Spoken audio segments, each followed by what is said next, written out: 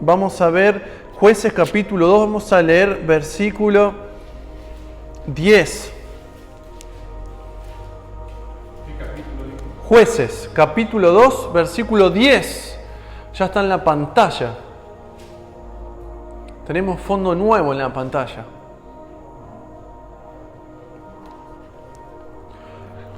Dice, y toda aquella generación, ¿sí?, también fue reunida a sus padres. Y se levantó después de ellos otra generación que dice que no conocía a Jehová ni la obra que él había hecho por Israel. Estamos hablando de la generación ahora que ya está en la tierra prometida. Todos conocen la historia, todos saben lo que en la Escritura habla acerca del pueblo de Israel, cómo anduvo en el desierto, cómo a través de Moisés y de Josué lograron entrar a la tierra prometida. Josué es el que entra y logra instalar al pueblo en la tierra prometida. Pero si vamos a leer versículo 8, dice, pero murió Josué, hijo de Nun, siervo de Jehová, siendo de 110 años, y lo sepultaron en su heredad en Timnat Será, en el monte de Efraín, al norte del monte de Gaz. Y dice, y toda aquella generación que había conquistado la tierra, que había entrado, murió. Y se levantaron los hijos. Ya no estaban los líderes, ya no estaban aquellos que habían salido de Egipto, de la esclavitud. Estaban aquellos que les tocaba vivir ahora en la tierra prometida, que les tocaba vivir el tiempo de la promesa cumplida. Pero da una característica y dice que no conocía a Jehová ni la obra que él había hecho por Israel. Y me llama la atención, ¿cómo puede ser que entre una generación, en muy pocos años, una generación completa, un pueblo completo, no sepa quién era Dios ni las obras que Dios había hecho con sus padres, estamos hablando con sus abuelos? Es lo mismo que no sepa, que viva yo de tal manera que no sepa lo que mis abuelos creyeron alguna vez, vivieron en fe, ni lo que mis padres han vivido. Es muy loco, porque yo los tengo, mis abuelos, y todo me empezó a hablar el Señor. En este tiempo estuvimos haciendo un devocional con Pauli y después escuché otras cosas más y después encontré una tarjeta. Yo guardo las tarjetas de cumpleaños que me dan mis abuelas. Ambas abuelas me dan siempre un regalo y siempre me escriben un versículo. Y yo lo tomo como una promesa que me da, además del regalo, una promesa que me da el Señor. No le puedo demandar cosas que no puedo, que me gustaría a mis abuelos. Pero yo sé la fe de ellos, veo y aún guardo un recuerdo de su fe y de cómo intentan sembrar una esperanza, incluso con sus pocas letras, dar una esperanza, un mensaje a través de un regalo de un cumpleaños. Entonces digo, ¿por qué el pueblo tan glorioso, esta generación dorada de Josué, generó una esterilidad en la próxima generación? Incluso ellos como generación dorada vivieron milagros, vivieron el favor de Dios, vivieron la conquista, vivieron un montón de cosas, pero sin embargo a sus hijos, a sus retoños, no les pudieron inculcar la vida, la relación con Dios. ¿Qué falló? ¿El liderazgo? ¿Falló la iglesia? ¿Falló los sacerdotes del pueblo? ¿Falló la fe? ¿Falló Dios?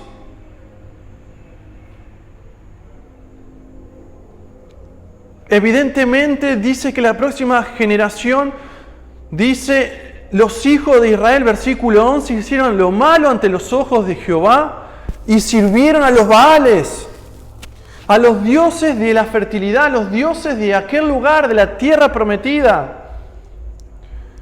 a los dioses antiguos que lo tenían la gente, que rechazaban a Dios, a ellos.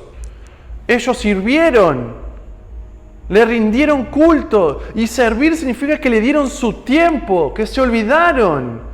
Me imagino los hijos de Josué, los descendientes de Josué que habían visto al gran líder de Israel, viendo cómo ahora la generación, los descendientes de Josué, quizá rindiéndose a la quema de niños, a entregar ofrendas a la tierra y cosas así de idolatría.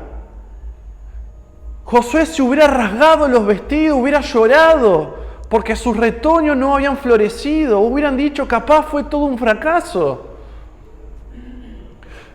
No soy padre, pero cuando desde la iglesia veo a aquellos que nacen de nuevo, que siguen a Jesús, dan vuelta a la chata y se vuelven a su vida antigua, da tristeza por los hermanos cuando dejan la espiritualidad, dejan la comunión con el Señor por irse a partidos, a eventos, a no cultivar una vida de comunión con el Señor, sabiendo que es el mejor lugar, sabiendo que muchas veces han cantado, sabiendo que muchas veces han dicho en oración, han hablado, han visto la mano de Dios, pero que hoy viven lejos y ni siquiera se acuerdan de lo que Dios ha hecho en su vida.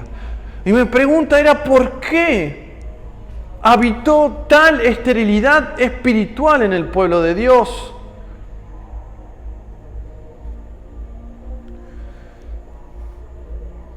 Mi conclusión es que seguramente no se habían relacionado la generación de Josué de una manera tal como quería Dios. Y se lo puedo mostrar con las Escrituras. A propósito, si no tenés ni idea de lo que es la generación de Josué, esta generación que fue reunida con sus padres que ya había muerto, era una generación que cuando vos ves, por ejemplo, en capítulo 1:1, sabían, ¿sí? Acá justamente está hablando de la nueva generación, la que se fue, o la que se estaba yendo, ¿sí? Dice, aconteció después de la muerte de Josué, la generación que estaba terminando, dice, aconteció después de la muerte de Josué, que los hijos de Israel consultaron a Jehová diciendo, ¿quién de nosotros subirá primero a pelear con los cananeos? Vemos que la generación dorada de Josué dependía de Dios.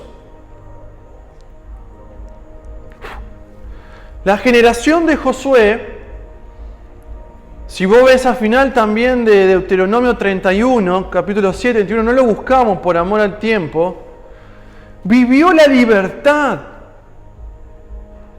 de al salir de Egipto, pero también la generación de Josué fue una generación que conquistó la promesa, por lo tanto es una generación que se movilizó en fe. Era una generación guerrera.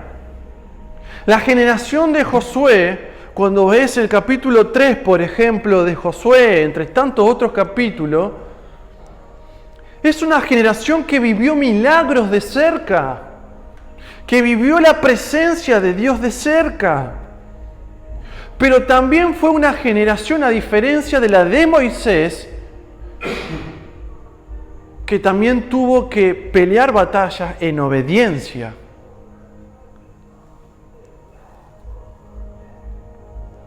La generación dorada de Josué es una generación que vivió la provisión de Dios continuamente día tras día. Pero vemos que la generación dorada de Josué también vivió la dependencia de Dios a través del trabajo. Vivió la provisión, vivió también la provisión de Dios a través del trabajo. En Josué 14:12 podemos ver que, no hace falta que lo busque, que la generación de Josué vivió en obediencia, pero también fue responsable personal de las acciones que generaron. A diferencia de Moisés, de la generación de Moisés, que tuvo que vivir en obediencia absoluta. ¿Sí? El agregado es que tenían que vivir de manera tal la generación dorada de Josué, donde tenía que haber una responsabilidad personal de las acciones, en conjunto con la obediencia. Por lo tanto, es una generación dorada que vivió todo, diría yo. Que vivió la absoluta dependencia en una temporada, porque los procesos duros del desierto te generan la dependencia total del Señor o no salís, pero también vivió una nueva temporada, una vez conquistada la promesa de la tierra prometida, en la cual debían obedecer y ser responsables cada uno de sus acciones.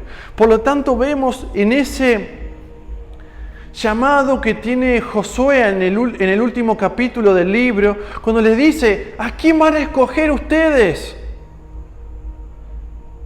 Y Josué le dice que él iba a escoger y su casa a servir a Dios.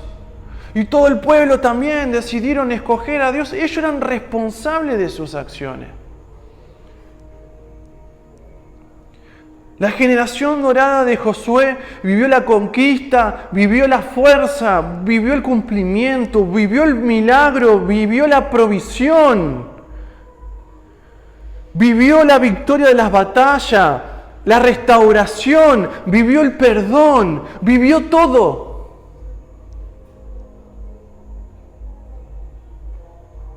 Pero sin embargo se termina esa generación, se va a dormir, dice, con los antepasados, y aparece una generación nueva que no conoce, no sirve y hace lo malo delante de Dios. ¿Dónde falló?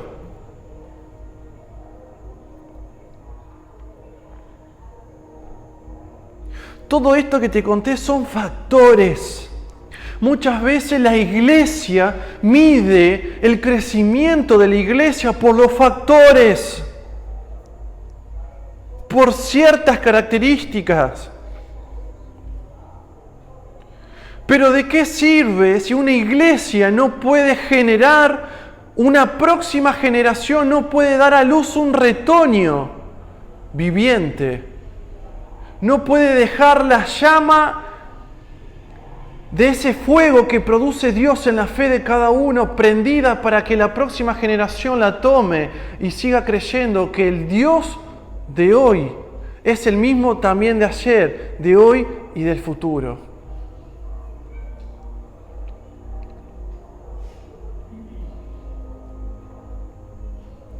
Creo que el debacle, la pobreza espiritual, la esterilidad que había generado esta nueva generación dorada es debido a una fe inmadura. Vos podés vivir de todo podés vivir en el Señor. Vos podés ser el más fiel, vos podés vivir los milagros, Dios puede hacer un montón de cosas. Pero el factor que tenés que ver en tu vida es si tu fe es una fe madura, capaz de generar vida para la próxima generación, de generar retoños de fe para la próxima generación. Y vos podés decir: pero yo no tengo hijos, o mis hijos, no sé, no son de Cristo. Pero nosotros somos testigos, somos la extensión del reino de Dios aquí en la tierra. Somos los que tenemos la llama de esperanza para la próxima generación.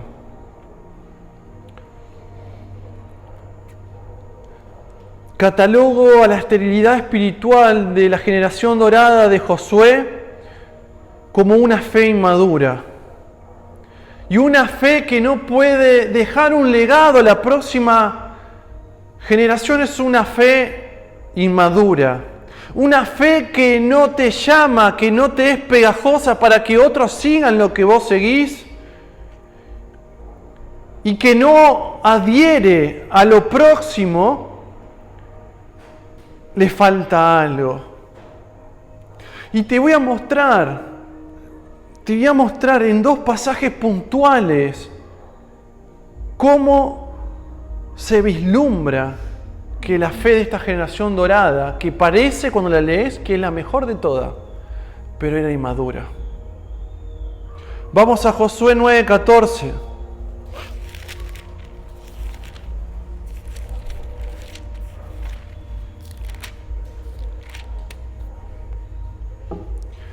Dice: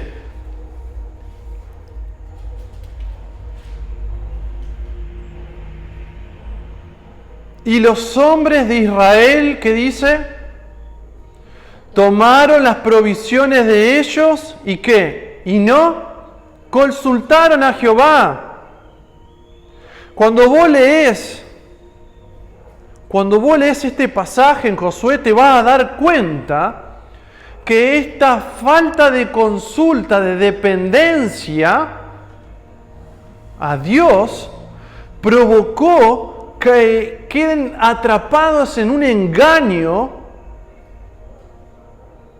y llevarlo a problemas que posteriormente esta gente que queda como siervos, ¿sí?, que les habían mentido, van a ser los gérmenes para que muchísimos años después se divida Israel en 2.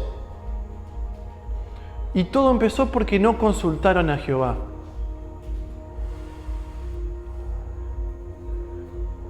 Una dependencia media generó más tarde dolores de cabezas, generó más tarde que paguen el precio de no haber hecho como Dios quería con los gabaonitas. Veo que una vez que ellos son confrontados, que ven esto, que Josué reconoce lo que había sucedido, vamos de nuevo a Jueces 1:1.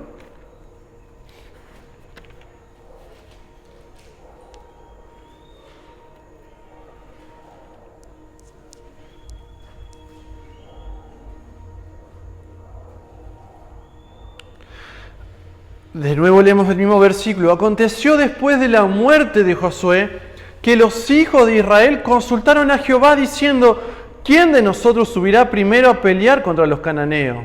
Así como en un momento de la temporada, el no consultar le costó caro después, aprenden del error y deciden obedecer a Josué ahora que no estaba. Y lo primero que hace el pueblo de Israel, ¿qué es? Consultar a Jehová.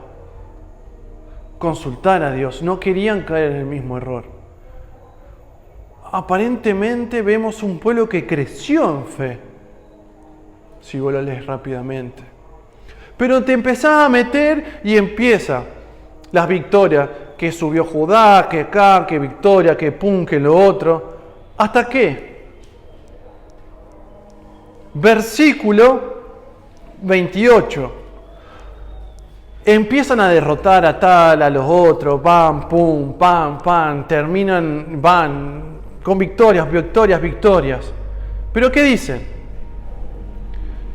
Pero cuando Israel se sintió fuerte, hizo al cananeo tributario, mas no lo arrojó. Tampoco Efraín arrojó al cananeo, tampoco Zabulón, versículo 30, arrojó a los que habitaban en Quitrón, tampoco Aser arrojó a los habitantes en Aco, tampoco Neftalí arrojó a los que habitaban en Bet-Seme. 34, los amorreos acosaron a los hijos de Dan hasta el monte y no los dejaron descender a los llanos. Y el amorreo, versículo 35, persistió en habitar en el monte de Ares, en Ajalón y Salbín, pero cuando la casa de José cobró fuerza, lo hizo tributario. Una fe inmadura, Una fe que no tenía una dependencia total a Dios.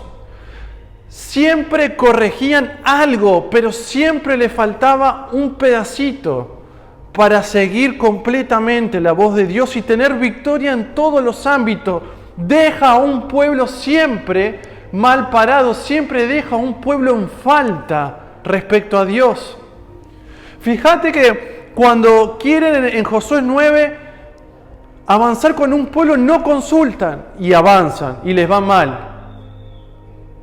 Corrigen eso.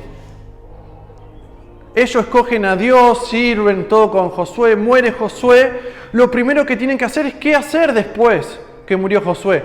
Consultan a Dios, corrigen. Y empiezan las victorias de parte de Dios con el pueblo. Hasta que se sintieron fuertes. Una fe inmadura, una fe que se deja arrastrar por las emociones, por los pensamientos, por las circunstancias, hizo caer en debilidad a todo un pueblo. Le costó el precio. Lo que estaban viviendo ahora con esta generación nueva que estaba sirviendo a los dioses paganos de la tierra era causa de una dependencia a media de parte de Dios. Entonces,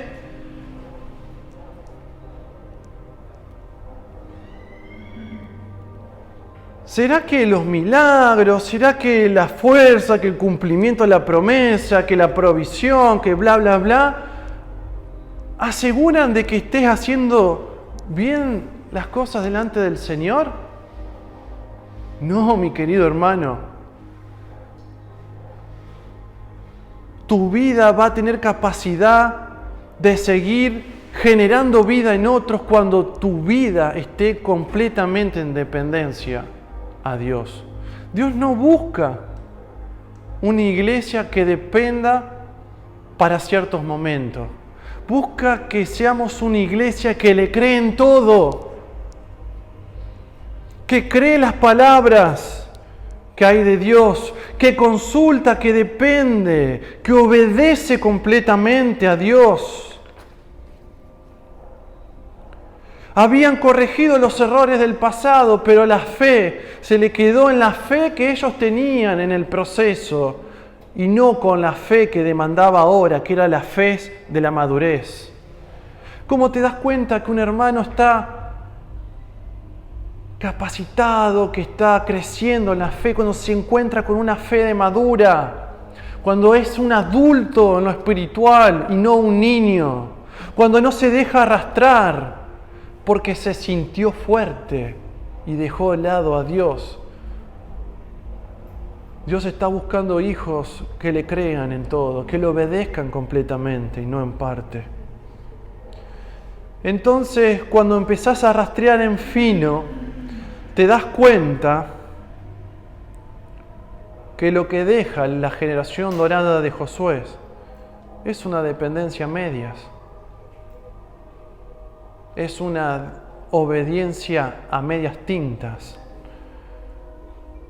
¿Saben lo que le dejan la dependencia de Josué a la próxima generación? El llanto, el amargor y el remordimiento por no haber cumplido la obediencia total a ese Dios que lo había sacado de Egipto y lo había llevado al cumplimiento de la promesa. Dice capítulo 2, versículo 4, cuando el ángel de Jehová habló estas palabras a todos los hijos de Israel, el pueblo alzó su voz y lloró.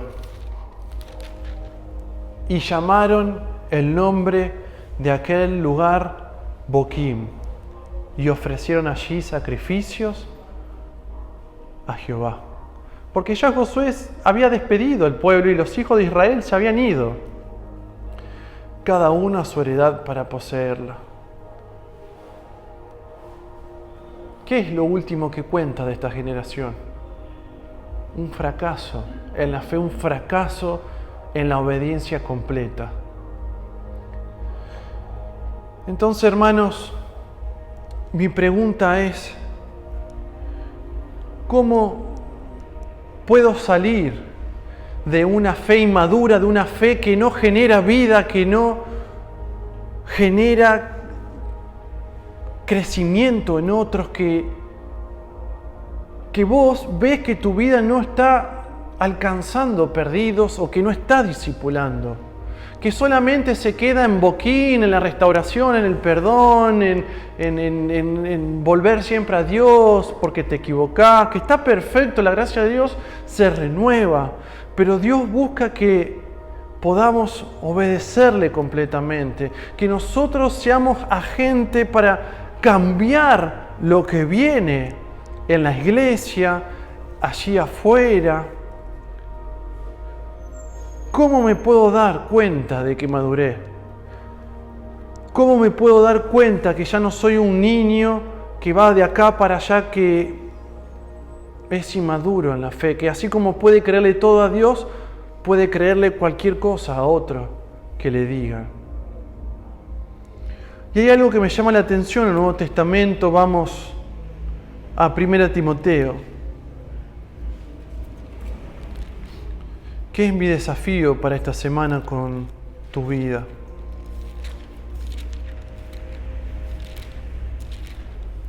Primera Timoteo,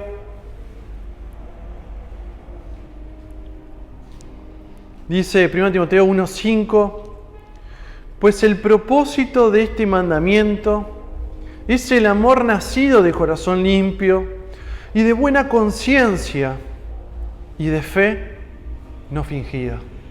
Hermanos, Dios está buscando que le podamos agradar en todo, en todas nuestras áreas, que podamos, dice acá el apóstol Pablo, tener un amor nacido de un corazón limpio, sin intenciones malas, sin algo oculto, sino que podamos mostrar el amor de Dios limpiamente, con una buena conciencia, sin estar perturbado por malos pensamientos, por pecados pasados, por remordimiento, por cosas nuestras que tenemos. Y por sobre todo, de una fe no fingida. La palabra ahí, cuando la buscas, habla de un amor, de una fe sincera, de una fe sin máscara, de una fe completa, no como la de Israel, que corregía, pero todo le duraba hasta que se sentía bien, y cuando se sentía fuerte, no cumplía la voz de Dios. Le pasó con los gabaonitas y le pasó después de que muriera Josué. Una fe incompleta, una fe hipócrita también dice la Escritura que es. ¿Y cómo podemos cultivar, me podrás decir, una fe? Lo podemos cultivar a una fe no fingida, alimentando nuestra conciencia, nuestro corazón, con palabras de fe, dice 1 Timoteo 4:6. Si esto enséñalas a los hermanos, serás buen ministro de Jesucristo, le dice el apóstol, nutridos con las palabras de fe y de buena doctrina. Palabras de fe tiene que haber en nuestros corazones para derramar amor mediante lo que genera una palabra de fe en tu vida. Nuestras mentes, nuestros pensamientos llenos de palabras de fe. Nuestra fe sustentada en palabras de fe, no en palabras lógicas o hasta que el sentimiento nos haga sentir bien y nos olvidamos. La fe sincera, la fe completa, la fe no fingida que habla el apóstol Pablo es la única que se transmite de generación en generación. Es la única que se puede transmitir de padres a hijos. Es la única que también se puede transmitir de padres a hijos en familias, pero también en lo espiritual, en la iglesia, hermanos. En 2 Timoteo dice, Pablo, apóstol de Jesucristo, por la voluntad de Dios, según la promesa de la vida que es en Cristo Jesús, a Timoteo, amado hijo. Vos también, hermano, podés seguir comunicando, entregando, generando vida, haciendo que tu fe sea una fe no fingida, transmitiendo a las próximas generaciones y generando hijos espirituales en aquellos que están ahí a punto de nacer afuera, que necesitan de nosotros. Por eso no podemos claudicar, no podemos dejar el evangelismo, no podemos dejar de hacer un discipulado. Es lo que nos dejó el Señor para que podamos vivir una fe no fingida. Y más abajo dice el apóstol Pablo, trayendo a la memoria la fe no fingida que hay en ti, Timoteo, la cual habitó primero en tu abuela Loida y en tu madre Eunice, y estoy seguro que en ti también.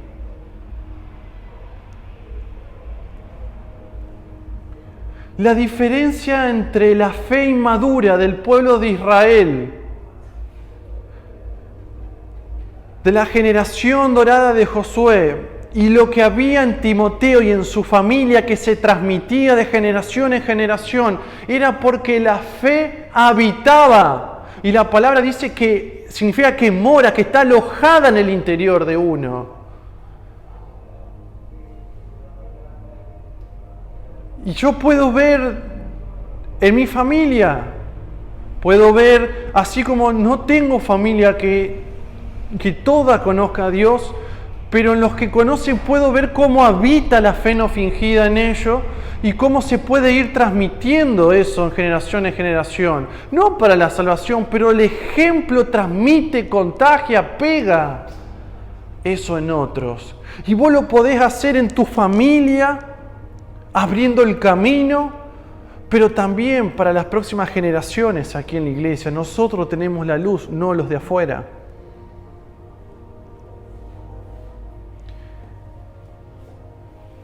La diferencia entre Israel y la fe no fingida de la familia de Timoteo es que la fe habitaba. Muchas veces se habla de que se habla de relación, no de religión. Y yo no estoy de acuerdo con eso. Nosotros tenemos que vivir la comunión. Somos uno en el Señor. Una relación la tienen primos, tíos, maestros, padres. Nosotros tenemos algo más profundo, una comunión con nuestro Señor. La relación es diferente a la religión. Hoy muchos se acercan a la iglesia para tener una relación con Dios. Y vos lo ves y no crecen. Lo que tenemos que tener es una comunión. Y se ha disfrazado esa palabra en nuestras iglesias. Y se viene dando de hace más de una década la necesidad de tener una relación con Dios. Yo necesito tener una comunión. Que la fe habite, que el Espíritu habite, que controle totalmente mi vida. Y no para consultas como hacía el pueblo de Israel. El pueblo de Israel tenía una relación con Dios externa. Yo tengo una comunión con el Señor. Hermanos, una fe que habita de manera sincera es una fe madura, una fe que transmite, una fe que deja la llama prendida para la próxima generación. No sé qué va a pasar de la iglesia Peregrinos de Cristo, pero acá veo hombres y mujeres que tienen una comunión, que la fe habita en sus vidas.